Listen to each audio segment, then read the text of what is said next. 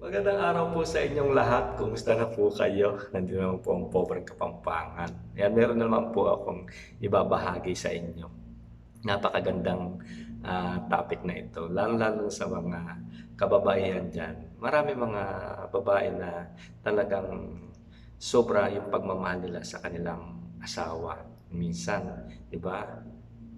Sobrang pagmamahal niya, niloloko pa rin siya. Yung mga babae na martir, huwag nating gawin ganun yung ating sarili. Kasi sabi nga nila, ang sobra nakakasama. Lalo-lalo na kapag nasobrahan yung pagmamahal mo, di ba nakakasuya din lalo. Lalo-lalo na kapag ikaw ay lalo-lalo na sa pagkain, di ba? Kapag nasobrahan araw-araw at lalo na kapag matamis yan, di ba nakakaumay. Ganun din sa pag-ibig, guys. Kailangan ano lang, nasa moderate lang. Huwag nating pasobrahan yung pag-ibig natin dahil ang pag-ibig na sobra ay nakakasama din. Eto nga, yung una, yung bagay na kapag ginawa mo mas lalo kakapit yung isang lalaki at magmamahal sa iyo ang sapat at ang tamang pagmamahal lamang, 'di ba? Dapat laging sapat lang at tama lang na pinapakita mo at pinaparamdam mo at pinaparanas mo sa isang lalaki. Kapag sumobra yan, guys, tinitiyak ko lahat yan. Kahit na gaano kabait yung lalaki, kahit mahal ka pa niya, at pinapalagang ka niya, mababawasan ang interes niya sa iyo. Dahil sobra-sobra ay binibigay mo. 'Di ba? Kahit saan larangan sa mundo na ito, kahit anong sitwasyon at kahit anong bagay, lahat ng sobra ay hindi nakakatulong o nakakasama pa nga. Kahit na sa pag-ibig, ang akala nyo ba kapag kayo ay nagmahal ng sobra-sobra, eh talagang magiging maganda? Nagkakamali kayo dyan. Lahat ng sobra ay masama. Kailangan kapag meron tayong mamahalin na sobra, ay walang iba kundi yung God lamang. Di ba? Hindi ang tao. Ang tao, mahalin lang natin tulad ng pag-ibig natin sa ating sarili. Di ba? Huwag yung sosobra pa, higit pa sa ating pagmamahal sa ating sarili. Yan ang dahilan kung bakit ang isang babae o isang lalaki ay nagagawang pabayaan ng kanyang buhay sa sarili, pangarap, at iba pa, pati papel niya dahil sa kanyang karelasyon. Kaya yan. Dahil kapag nagmahal ka, guys, magpamatured ka, kailangan kang bumalanse at pigilan yung emotion mo. Mas gamitin mo yung utak mo kesa sa puso mo. Dahil sa panahon ngayon, marami nang nasasaktan talaga sa pag-ibig dahil nagmamahal na sobra. Di ba? Alam ko, karamihan sa atin na nakaranas na siguro ng broken at saka yung kahiwalay ng pamilya, yung broken family, di ba? Kailangan matuto na kayo. Kapag sa susunod na nagmahal kayo, kailangan magdesisyon na kayo ngayon na mismo sa oras na ito. So, habang pinapanood nyo itong video ko na ito, so, ask yourself na magmamahal ka na lang ng sapat, na magmamahal ka na lang ng tama, at hindi na sobra. Upang ano man mangyari, ay hindi ka masaktan sa huli ng sobra. At hindi ka malugmok, at hindi ka malungkot ng sobra, at ma-heartbroken ng sobra, at talaga namang ganoon na katalong-talo, di ba? Kasi kung sino nagmamahal ng sobra, yun talaga yung laging talong-talo sa huli. Yun ang iniiwan.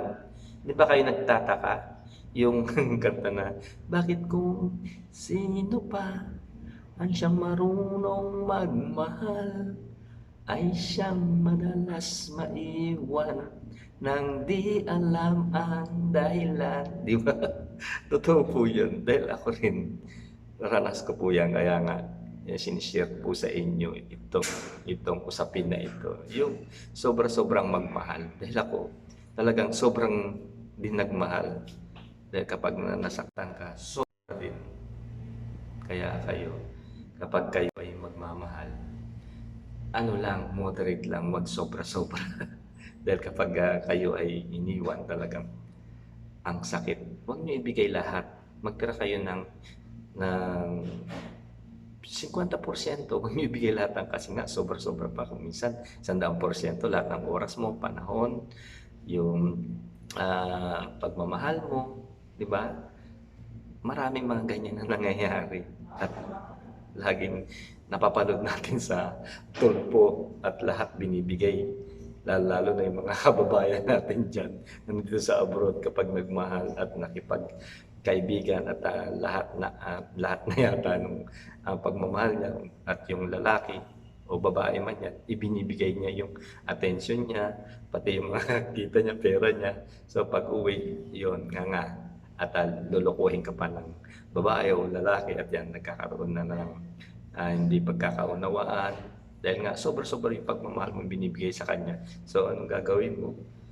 Kapag naloko ka, iiyak ka. Napakasakit nyo guys. Kaya yun nga, ina-advise ko sa inyo. Huwag sobra-sobra. Di ba? Kaya kapag nagmahal ka ng sobra-sobra, sinobrahan mo. Di ba? Bakit iniwang ka pa rin? Bakit niloko ka pa rin? Bakit pinagpalit ka pa rin? Bakit nawala yung pagmamahal niya sa'yo? Di ba? Minahal mo na sobra yun Bakit kung sino pa, yung mga taong lalaki o babae man, na tama lang magmahal, yun pa yung hinahabol. Hindi mo man naisip yan? O natanong sa yung sarili, o nasabi man lang, bakit yung babae na yun? Bakit walang pakialam sa partner niya, pero yung partner niya baliw na baliw sa kanya? Di ba? Bakit ako? Mahal na mahal ko yung partner, bakit? Para bang hindi ako mahal ako ng partner ko, di ba? Huwag kang magmahal ng sobra upang makita niya palagi yung halaga mo. Bigyan mo ng puwang yung puso at utak niya upang makita yung halaga mo. Sa paang paraan, huwag mong sobrahan. Dapat sapat lang yung pag-ibig, na yung pagtingin. Ang oras, sapat lang binibigay mo sa kanya, hindi sobra. Upang meron siyang palaging pagkakataon na makita yung halaga mo at kapag nakita mo yung halaga mo, mag-e-effort siya at parehas kayo magiging masaya dahil mararamdaman mo rin ang sapat na pagmamahal niya. Baka siya pa nga yung magmahal na sobra sa'yo, pero siya ay magmahal sa'yo ng sobra dahil marunong kang humawak ng tamang sa relasyon sa puso mo, huwag lang lalaki yung ulo mo. Di ba, nature ng mga tao, kapag tayo nahabol, lumalaki yung ulo natin. Tumataas ang tingin natin sa sarili natin at tumataas ang pride natin at bumababa ang tingin natin sa kanya. Dahil hinahabol niya tayo, di ba? Di ba? Pag-aralan yung psychology. Kung sino yung gaano kabait, kung sino pa yung basta tinahabol ka, basta't may nababaliw sa'yo, may nagmamahal sa sobra sa'yo, yun yung mayabang ka din, nang hindi mo namamalayan, nang hindi mo nahalata, nang hindi mo napapansin. Di ba? Dapat sa lahat ng bagay sa relasyon, sapat lang. Kasi sa mga bagay na talagang gawin mo iparanas sa isang lalaki, upang na magmahal sa'yo, na kumapit sa'yo, ipakita mo yung halaga mo, hindi ka ipagpalit at malaging posibilidad na manatili sa'yo.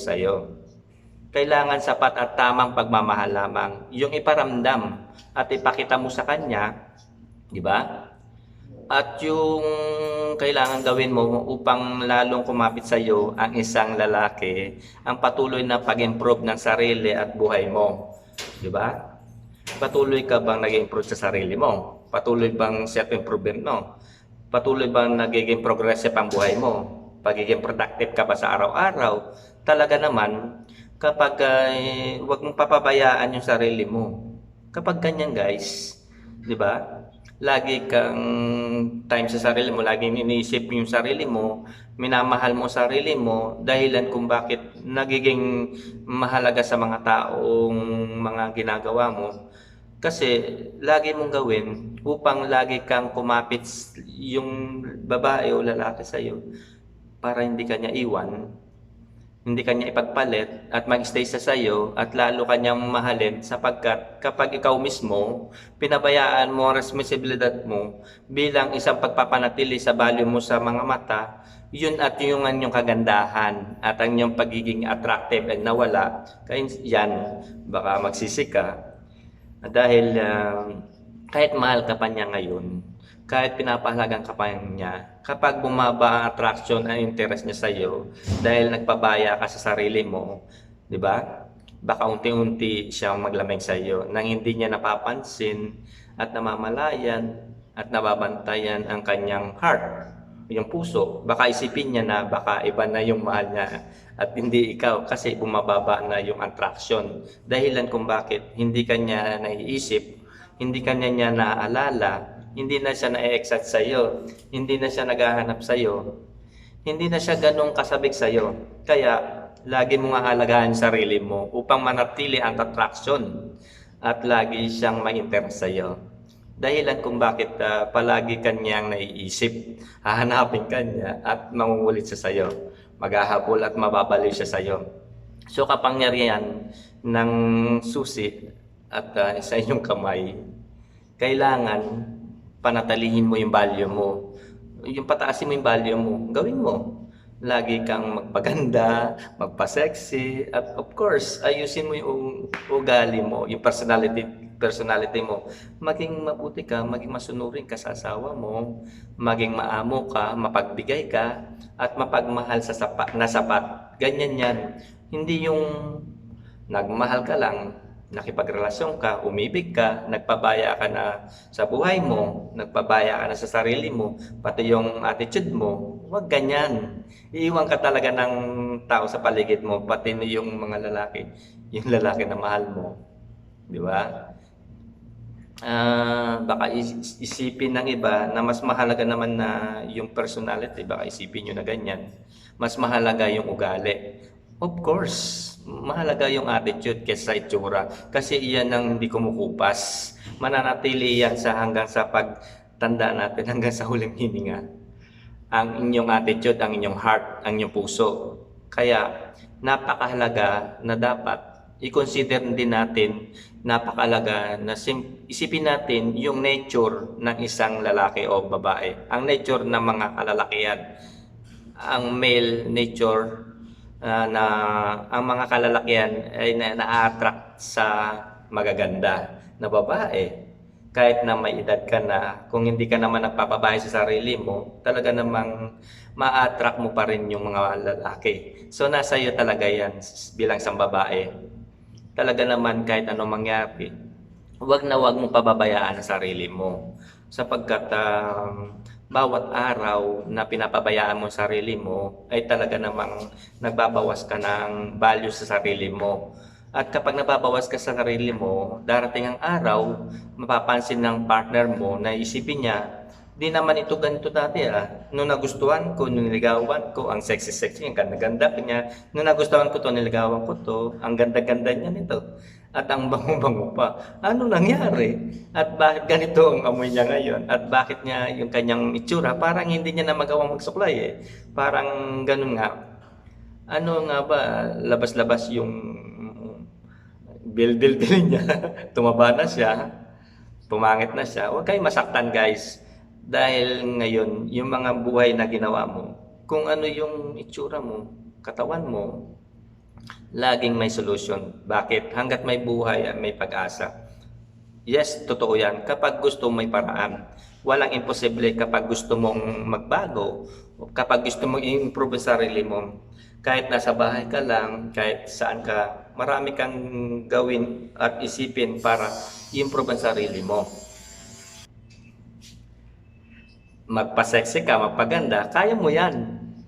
Isa sa paraan yan para pumapit sa iyo at magmahal sa iyo ang isang lalaki kailanman at saan man kapag hindi mo pinapabayaan ang sarili at ini-improve mo yung sarili mo hanggang sa pagtanda, ang iyong looks, itsura, ang iyong buhay at ugali, yan na hindi ka iiwanan ng asawa mo.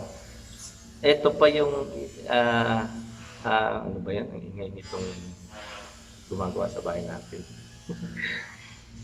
Ito, tuloy natin. Yung isa pa guys, yung pagbibigay inspirasyon palagi doon sa sarili mo. Dapat na-inspired yung partner mo sa iyo.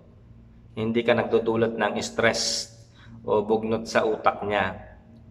Dapat inspirasyon, devotion, at iparamdam mo, ipaparanas mo sa kanya upang maging masaya at maligaya yung buhay niya. Kasama ka, lalo na kapag may mga pagsubok at pagsubok, imbes na puro reklamo ka, puro ka sumbat, puro ka demand, di ba? Magtulungan kayo, patatagin nyo ang bawat isa, palakasin nyo ang loob ng bawat isa. Magmahalan kayo at isipin nyo sa isa't isa na kaya natin ito. Hindi yung iba dyan, totoo ito lalo na sa mag-asawa. Pag may problema, napakaraming pagsubok yan. Talaga namang puro away, imbes na magtulungan, nauwi sa desisyon na magkahiwalayan.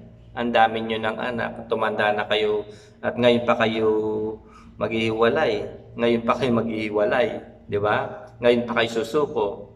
Sa magbo-boyfriend at girlfriend pa lang, para dyan sa mga baguhan pa lang guys, konting problema sa relasyon, talaga naman dapat dapat pag-usapan nyo yan. Huwag yung isipin nyo mag-break na kayo, maghiwalay na kayo, di ba?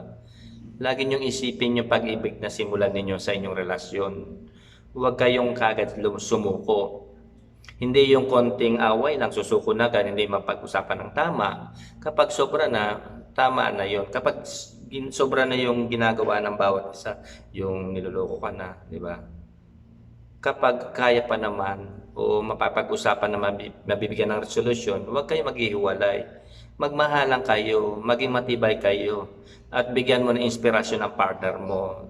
Isa sa pinakasekreto upang mas lalo kanyang mahalin dahil magdudulot kanyang ng lakas at inspirasyon upang magpatuloy siya na harapin ang kanyang buhay na kasama ka sa mga pagsubok at problema. Karamihan sa inyo, imbes na ma-inspired o mag-away kayo, di ba? Kailangan bigyan niyo siya ng inspired o inspirasyon ng partner niyo para hindi kayo mag-away, magkasundo kayo. Kung nagkaroon siya ng problema, damayan mo. Hindi yung kung ano nagka-problema kayo, isasama mo pa yung problema mo. So, paano yung lagi?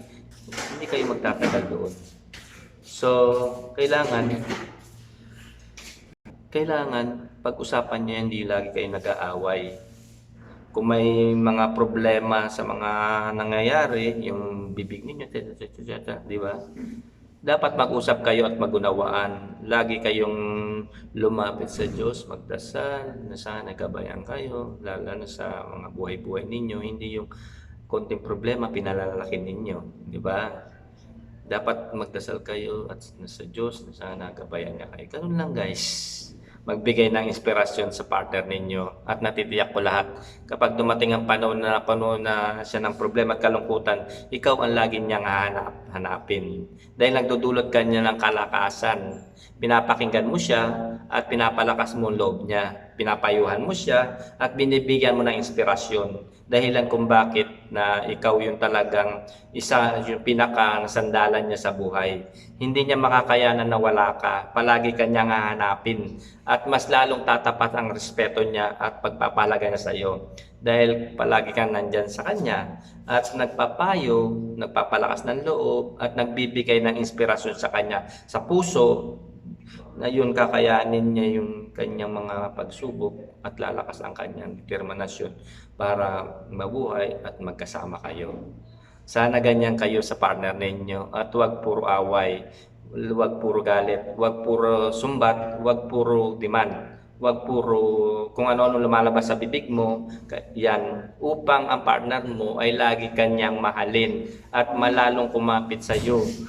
Dahil yung pagbibigay ng inspirasyon ay talagang lalong kakapit sa iyo ang partner mo. Magdudulot sa kanya ng pagmamahal. So, yan, sana meron kayong natutunan dito sa ibinahagi natin, lalo na sa buhay mag-asawa. Hindi natin maiwasan yan, ang pag-aaway. Kailangan dyan yung hinahon at unawa. At yung sobrang pagmamahal, wag ganyan. Dapat moderate lang kasi sobrang nakakasama din yan. So, simple life, sabi nga nila, simple living at walang problema, masaya. Ganun po yung mag-asawa. Sabi nga nila, kapag kinasal kayo, di ba, till death do us part, in sickness and health. Totoo po yun. Kailangan, kung ano man mga problema na dinadanas ninyo, magkasama kayo sa sarap, sa ligaya, para ang buhay ninyo ay maging matagumpay. Hindi yung puro away lang, puro murahan. Oo, kasama yan. Pero kailangan respeto sa bawat isa. Yung pagmamahal ninyo, at pag-unawa nandoon palagi bilang isang mag-asawa. Ayan po, maraming salamat at huwag niyo kalilimutan subscribe ang aking YouTube channel, Pobreng Kapampangan, and click the bell button na rin para updated kayo lahat sa mga video na ina-upload natin. God bless po. Enjoy watching. Sana meron po kayo natutunan dito sa binavlogs ko, lalo sa buhay mag-asawa. Enjoy watching po.